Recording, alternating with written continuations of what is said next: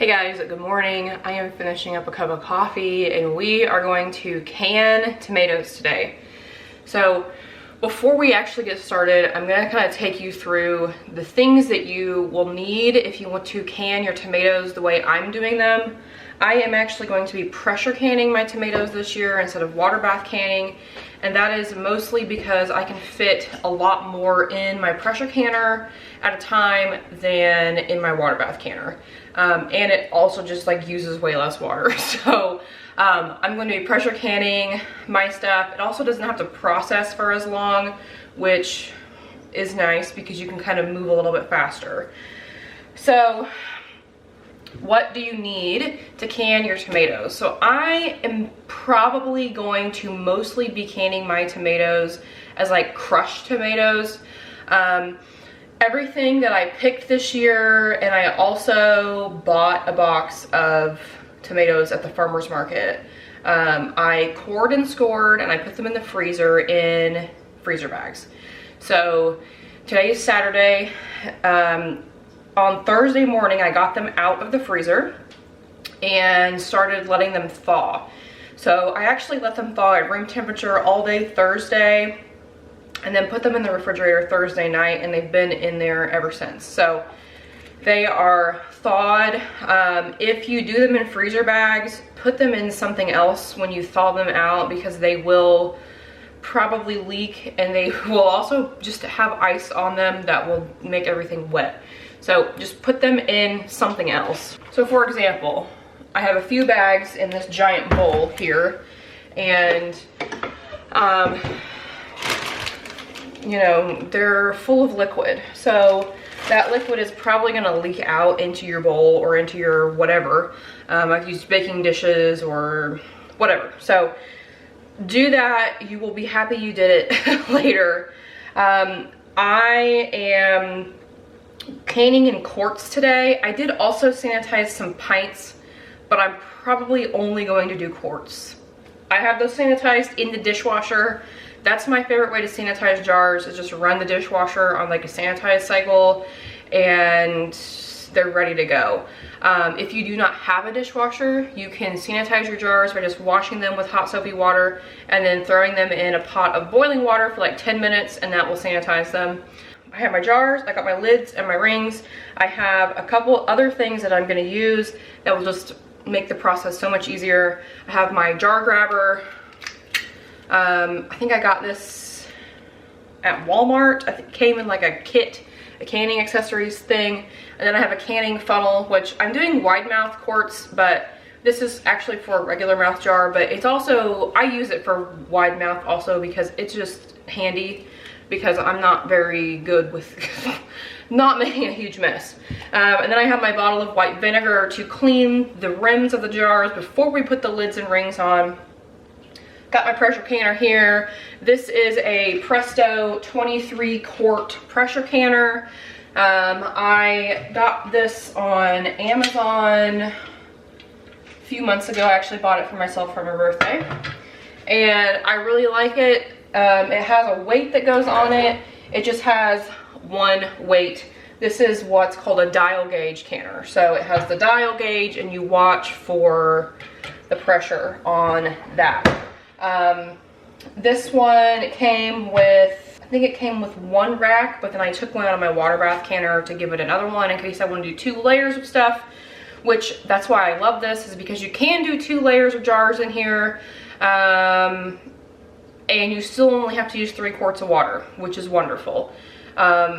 This will hold 7 quarts, and then you could do another layer of like something small, but I don't know why you'd want to do that because your quarts have to process a little longer. But yeah, 7 quarts in here. That's what we're shooting for today with our crushed tomatoes. The other thing that I'm kind of referencing is this book. It's called The Complete Guide to Pressure Canning. I bought this actually before I bought a pressure canner to kind of familiarize myself with it, and this is super helpful. It has all these really nice charts in it. Like here's the tomato processing chart, so it gives you the kind of tomato, like if you're doing whole, diced whole and have no water added, crushed tomato juice, blah, blah. It tells you all the things you need to know right in one convenient chart, which is very handy. It also has that for vegetables. So this is all vegetables, which is awesome. I used that when I did green beans and corn this summer and worked beautifully. Love it. So that is pretty much all you need in terms of canning equipment. Now for the tomatoes themselves, I do have just my regular pot back here that we're going to be using. When you pressure can, you do not have to hot pack your stuff. You can raw pack it, but because my tomatoes have been frozen and are probably still a little frozen in the middle, I'm going to be hot packing. So basically that means you heat up what you're canning before you put it in the jar. It also cuts down the time it takes the canner to heat up and get to that steam point if you are using a pressure canner. If you're using a water bath canner, you definitely want to hot pack. You cannot raw pack if you do water bath canning because it'll lower the temperature of your canner and that's not what you want. So when I pressure can, I put 3 quarts of water in this. Every pressure canner will be a little bit different. It'll be in the manual of your pressure canner how much water you need to put in. Mine is 3 quarts. So I put 3 quarts of water in, load in my jars, seal the lid, and wait until there's a steady stream of steam coming out here. And then I time it for 10 minutes. After those 10 minutes are up, I put the weight on, watch for it to get to the desired weight, and then I start my timer. So according to our little table here, because we are doing crushed tomatoes, we are going to be adding 2 tablespoons of bottled lemon juice to our quart jars. We are looking for 11 psi for 15 minutes. Now, that is very different than water bath canning in terms of time. So for pints, I know that when you do crushed tomatoes and you water bath can them, you have to water bath can them for 35 minutes for a pint, I'm pretty sure. I've never done quarts in a water bath canner, but I know for pints it's like 35 or 40 minutes, so that's a significantly less amount of time. So that's why I am pressure canning this year. So the first thing we're gonna do is get our tomatoes out of these bags, and I'm basically, I'm gonna fill up this pot and see where that gets us, and then we'll pretty much go from there. Okay, so it is time to get our tomatoes out of the bags and into the pot for our stewed, crushed tomatoes. Whatever, okay, so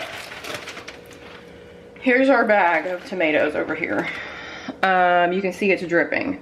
So I'm gonna keep it in this bowl. I'm gonna get one out and kind of show you what we're working with here. So these have been cored and scored, and you can see this one has a little bit of ice in it still, so that's why we're getting these hot. But the skins just peel right off, and basically all I'm gonna do is just take the skin off of this like this and throw it in my pot, and that's it. I gotta get a bowl to put my skins in. So that's basically the process. You're just gonna take them out of your bag, you're gonna peel the skins off and throw them in your pot. Now, like some of these, like you can see, this one is still kind of frozen in the middle, but that's fine because we're gonna heat these up anyway. So that's basically the process here. Now, because you've scored them on the bottom, the skins are gonna come off very easy. Now, if you don't score them, it's not the end of the world. The skins will still come off easy. But you may lose some of the like actual meat that we want from the inside. So just keep that in mind when you are freezing your tomatoes to process later. Now, I am kind of breaking them up with my hands a little bit as I go, just to make sure I can fit as many in this pot as we can. And because I don't really want to can whole tomatoes, I would rather can like pieces. But see, there is ice in these, but that's fine. I'm just gonna heat them up, and that's what we're gonna can, is hot tomatoes anyway. So once I get a few in here, broken up, I'm gonna go ahead and actually turn the heat on this burner, and I'm gonna put it on like medium for now. You are gonna have quite a bit of liquid in here also, so keep that in mind. But you don't necessarily have to put that in your jars. So basically just rinse and repeat this until you have your pot full.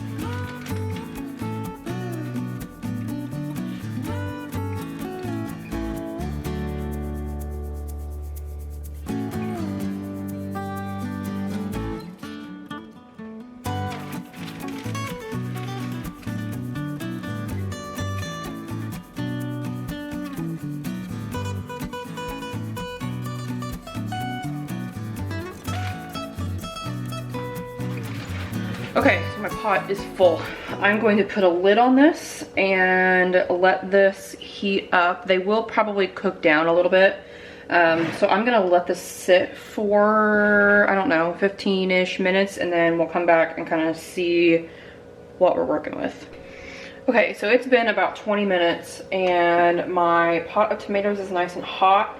I did come through with my immersion blender and just kind of slightly blend this up. I wanted to do a batch that was less whole pieces and more like sauce for things like chili and stuff. So that's what this is going to be.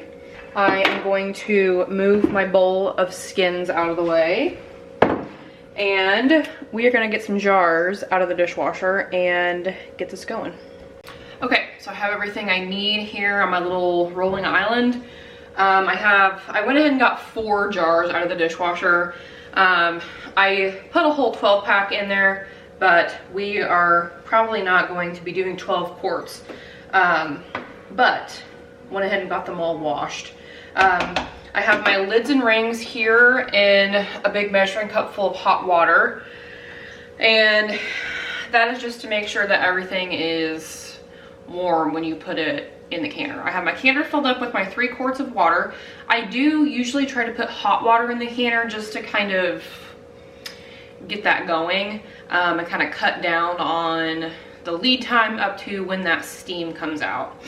I have my bottled lemon juice, a tablespoon, a canning funnel, and my ladle. This ladle is from my Instant Pot. I love this thing for canning because it's not too big, but use whatever you like. I have my tomatoes here on the stove. I am gonna leave those on. And so basically what I like to do is I have this little rolling island that I use, and I like to put it right next to the stove, so that way I don't make as big of a mess when I fill my jars. So the first thing I'm gonna do is fill my jars, or not fill my jars. I'm gonna put 2 tablespoons of lemon juice in each of my quart jars.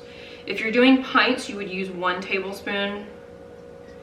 And this is bottled lemon juice. You do not want to use fresh lemon juice. You want to use bottled because the pH of it and the acidity of it is consistent.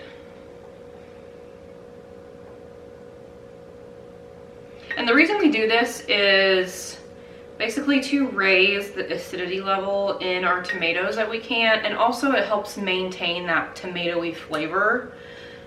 Most canned tomatoes that you buy at the store will have some sort of lemon juice or citric acid added to them as a preservative. Okay, so there's our lemon juice. This is from Aldi. I mean, it's nothing fancy. So now we are going to take our funnel and we are going to fill a jar. So basically I'm going to take my tomatoes here and I'm going to put them in the jar. Now you're going to be like, okay, and then what? I will show you. I am left-handed, so I have to do this kind of backwards. Normally I would do this from the other side, but you wouldn't be able to see, so it's going to be a little awkward. But we're going to take our tomatoes and we're going to fill up our jar. Not all the way. And I'll show you how much space to leave at the top. And a little trick that I learned. Now I can all my tomatoes. I don't grow tomatoes specifically for canning. So as you saw when I put these in this pot, there was red tomatoes, yellow tomatoes, green tomatoes. The Aunt Ruby's German greens are in here. So I am not picky when it comes to the variety that I can. I will can like anything, I don't care. So this is what you're looking for when you're filling up your jar. So you want to leave 1 inch of headspace. So this rim on all of the ball or Kerr mason jars is 1 inch. So from the top to this bottom rim here is 1 inch. So just fill it up right to the top of the neck. You can kind of see I have it right up here. That is 1 inch. If you need 1/2 inch of headspace, look for where the rim where you put the lid on or the ring on is in the middle. So like right here, that's 1/2 inch. So fun fact. So just fill up your tomatoes to this bottom rim here, and that will be 1 inch of headspace. So that's 1 jar filled, and I'm just gonna fill up the rest of these. I don't know how many this pot is gonna fill, so I may have to get more out of the dishwasher. My goal is to do 7 quarts of tomatoes. Now I probably won't do them all like this where I immersion blended them, but I'm going to probably have to fill up another pot full of tomatoes, which is fine because what we can do is turn on the heat on the canner and throw the lid, just kind of sit it on there and let it keep these warm until we actually process them. So no big deal if you have to do multiple batches like I'm going to have to, because I have so many to do.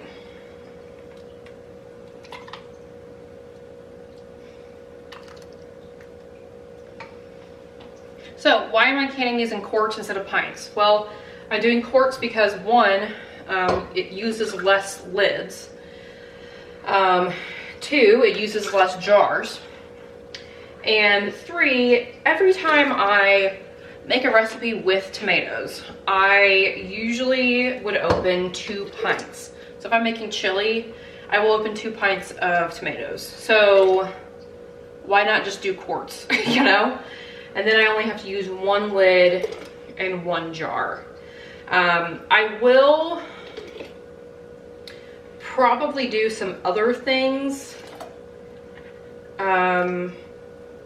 in pints. I'm not sure what yet, because I'm gonna have a lot of tomatoes left, I think, after I get my 7 quarts of diced or stewed or crushed, whatever you want to call them, tomatoes, how I'm canning them right now. This is just how I like to do it. So do it however you like it. However you use tomatoes, that's how you should can them. If you use them by the pint, then can them in pints. If you use them by the quart, then can them in quarts. It's very much not a one-size-fits-all situation. So I have my 4 jars filled, and I really would like to get 3 more to fill up my canner with 7 quarts of tomatoes. So what I'm gonna do is I'm gonna scoot up here, get a paper towel, let me scoot back so you can see what I'm doing, and my vinegar, and I'm gonna go ahead and wipe the rims of these. So the reason we use vinegar to wipe our rims is because it dries really fast, and it is not going to have any sort of bacteria or anything in it like your water would, especially if you're on city water or even well water. We want to try and keep things sterile. So vinegar is the perfect thing to use. So we're just going to wipe our rims of our jars. And basically this is just making sure that that rim is clean so we get a nice good seal from our lid, because that's what you want ultimately. So we're going to wipe our rims, and then we're going to put our lids and rings on. So when you put your lid and ring on, and I just throw these in the dishwasher as well, get them sanitized, and then I keep them in a bowl of hot water, and that works fine. You do not necessarily have to simmer them on the stove. As long as they stay warm, they're fine. Put it on, you want it fingertip tight, so that means just use your one hand and tighten it as much as you can. You do not have to put it on super tight. So just use one hand, twist it. Super easy. If you have limited mobility in your hands, this is a good rule of thumb, is just do it as tight as your hand can do it. You're basically just using that ring to keep that lid from flying off in the canner. So now I'm gonna scoot forward because we're gonna throw these in the canner. Okay, so I got my canner here. I'm gonna go ahead and turn the heat on. I just put it on like medium. We're not canning these yet. We're gonna do more tomatoes and then we're gonna can them. So I'm just gonna stick these in here. I have my 3 quarts of water in my canner, which is what my canner needs.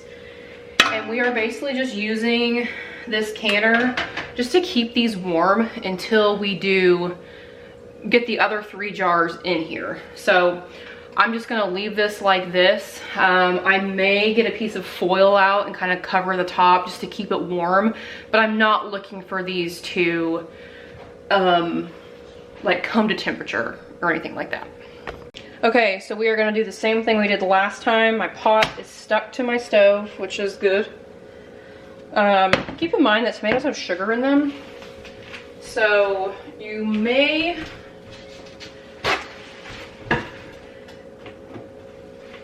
your stuff's probably gonna end up sticky when it's all said and done. Ooh, that's the pot. It's fine. So I'm just gonna try and clean this off really quick. I do have a glass top stove, as you can see, but I do not have any problems canning on my glass top stove. So we're just gonna do the same thing we did last time, where we're just gonna open up our bags, move it closer here, and throw them in. I do have the heat off right now since there was nothing in this pot.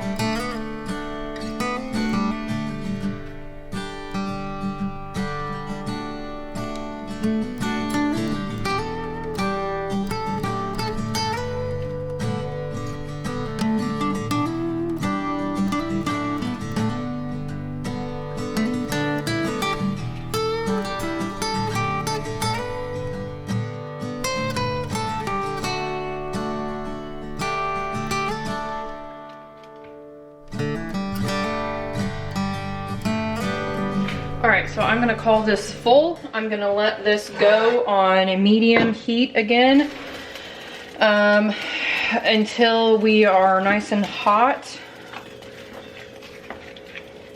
Give it a little stir, and then we'll be good to fill some more jars. Okay, our tomatoes are hot once again. I did blitz them just a tiny bit with the immersion blender so they match the other round we did. I'm gonna fill up my jar, not fill up, put 2 tablespoons of lemon juice in each jar. And we are going to fill these. So I'll go ahead and turn my heat off and fill from our pot. Now I'm trying to decide what I'm going to do with the rest of these tomatoes I have, because I still have a lot left. I have one bag over here still, and then I have a whole mini fridge full. So I'm trying to decide if I'm going to do just a big batch of like marinara in the crock pot and can that tomorrow, or if I'm going to do a batch of salsa. I just don't know. I think I might do like 1 pot worth of salsa and then do marinara with the rest. When I do my marinara or spaghetti sauce, whatever, I usually do it in the crock pot just because it's easier. You can get that like slow cooked taste into it, and you don't have to watch it, and it doesn't bubble all over your kitchen and all of that. So when I make spaghetti sauce, I will typically run my tomatoes through my fruit and vegetable strainer attached to my KitchenAid stand mixer. I have a video about that where I've made spaghetti sauce using that before. I will put a link to that down below and up in the corner. I don't know if I will show you guys that this year, if that's what I decide to do. I don't really know yet. But if you have a KitchenAid stand mixer and you want to can tomatoes without the skin and the seeds, highly suggest getting one of those. It makes your life so much easier. So I have my 3 jars filled. Grab another paper towel. We're gonna wipe these rims, get the canner filled up, and we are gonna get to pressure canning.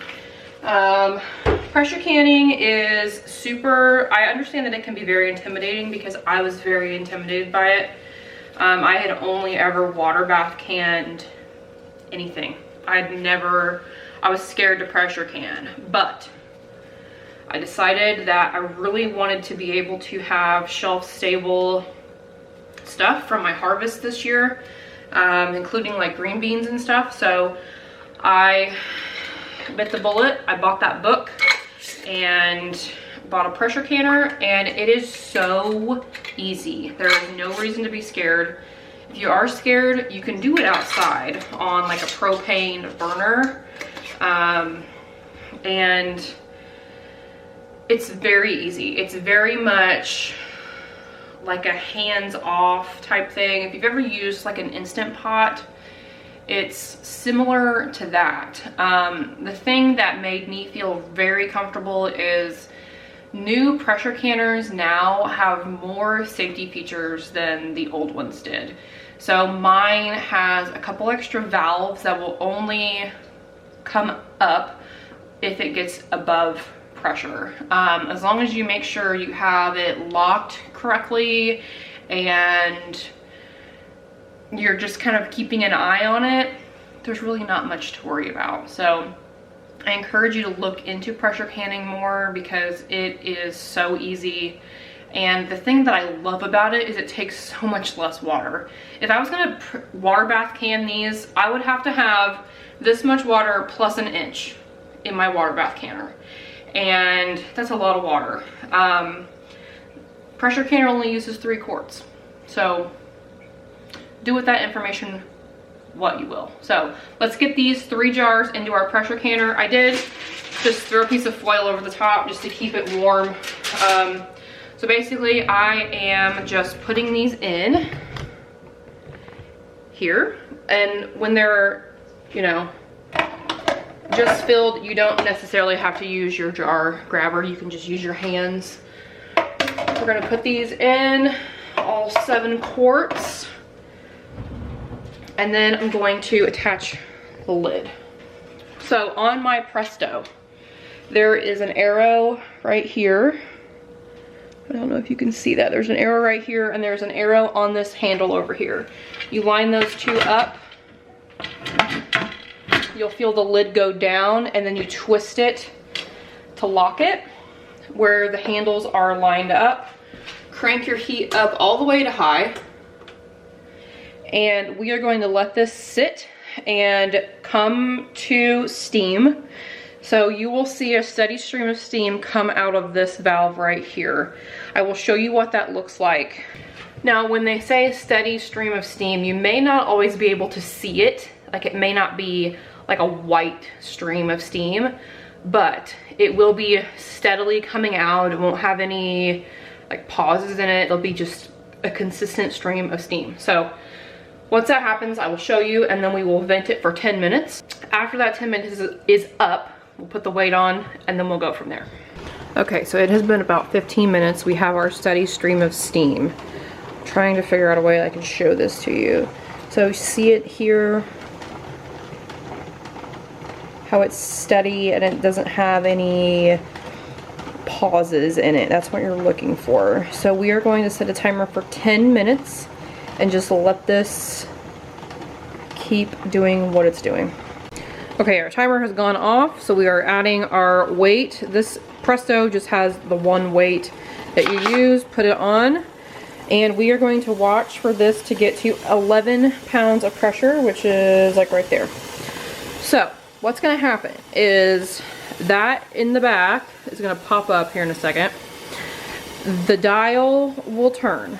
As the dial turns, you want to turn down your heat.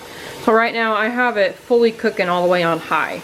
You want to turn the dial down, the heat dial down, as it goes up. And that is because you do not want the pressure to be over 13 PSI. So you want it between 11 and 13 for the whole 15 minutes processing time. Now, if you live at a different elevation, your PSI and your processing time may change. So look that up. If you live somewhere where the altitude is higher, I live in Indiana, so I don't have to worry about that. It's pretty flat here. So I'm waiting for my dial gauge canner to get to 11 PSI. Once it reaches 11 PSI, I will start my timer for 15 minutes. As the gauge goes up, I'm going to slowly turn my heat down. I know with my stove, I like my heat to stay at about a medium low, but you don't want to immediately crank it down to a medium low. You want to slowly do it over 2 or 3 increments, get it to where you want it. That took me a couple tries to figure out where to keep it in terms of the heat, because you don't want it to go over 13 PSI and you don't want it to fall under 11. If it does fall under, you do have to crank your heat back up, get it back to where it needs to be, and restart that processing time. So watch your gauge, and that's all there is to it. Get that up to 11 PSI and start your 15-minute timer. Okay, so you can see it's been like 30 seconds, but the float valve back here, or I don't know, I think that's what it's called, has popped up. It's not making that racket anymore, and the dial gauge will start to climb. Once it starts climbing, I will slowly turn that heat down, but that's what you're waiting for. That will pop up in the back, it'll stop bubbling, and your gauge will start to climb. It hasn't quite started yet, but it has not been very long at all. So that's what you're looking for. Okay, our timer went off. Our 15 minutes are up. You can see the dial gauge is running about a 12. So it went a little bit over 11, but that's fine. All we're gonna do now is turn the heat off and let this come completely down to 0 before we take the weight off and open it up. Now, when I open this up, I'm actually going to let it sit longer, just because everything's still gonna be super hot in here when I take the lid off.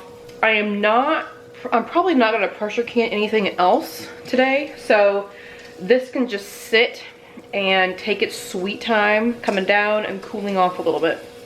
If you let it cool off, you also run less of a risk of things siphoning out of your jars when you open it up. So that basically is when cold air hits your hot jars, the liquid in them wants to come out. So if you let things kind of cool off a little before you take them out, you have less of a chance of that happening. So I'm gonna let this cool off, and then we will take them out later, and I will show you what they look like when they come out. I got most of the rest of the tomatoes out. I do have 3 bags still here, but I have 2 crock pots, one here and then one over here, full of tomatoes that I have to do something with. So I think I'm gonna do 1 of salsa and 1 of spaghetti sauce. As they cook down, I'll add what's in these bags right here. And that is my plan, I think, for the rest of my tomatoes. We'll see. I may do some pints of just like stewed tomatoes. I don't know. We'll see. But for now, the pressure canner is done and we are just waiting to take them out. All right, our canner is done. It is cooled slightly. The pressure is down, and we're gonna open her up. So the first thing we're gonna do is take the weight off, and we're good to go. So basically on the Presto, all you have to do is twist the lid and it will come off. I have my little rolling island here. And these handles will still be warm. That's why I let mine cool off a little bit longer. So you just twist it until you feel it unlock, and then make sure you open it away from you. Like so. And in here, we have 7 beautiful quarts of tomatoes. So we're gonna use our jar grabber and we're just gonna grab these out.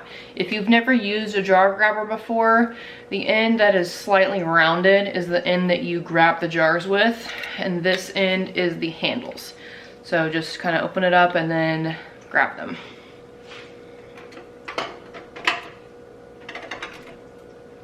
Look at that. Let me get all these out and I'll explain what we're looking at here.